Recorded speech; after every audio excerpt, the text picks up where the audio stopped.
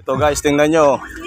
Yung pangarap ko nung nakaraan na araw na sabi ko sana araw-araw may pistahan at saka birthdayhan, binyagan, kasalan. Ito ngayon, may nag-invite sa amin. Yan ang sinasabing may awa talagang Panginoon. Isang family. Yan papuntang Dibu, 18 years old. Oh, dito. Oy. Natupad din.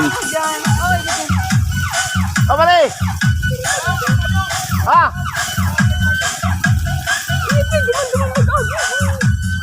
Ito na yung natupad na din.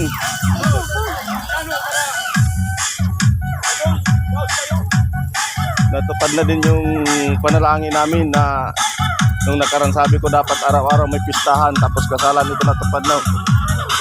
May naawa sa amin, in-invite kami ng family ng may binyagan, may hindi pala Dibu.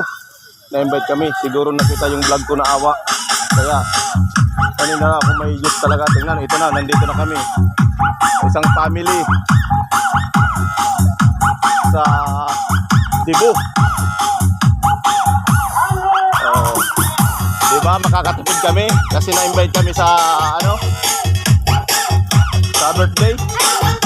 Tipid na naman kami, tipid. Tipid kami, tipid. Ito na.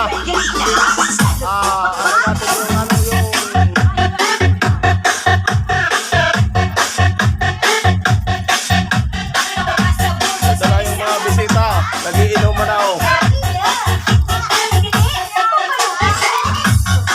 May dayo pa, taga sa Wangga.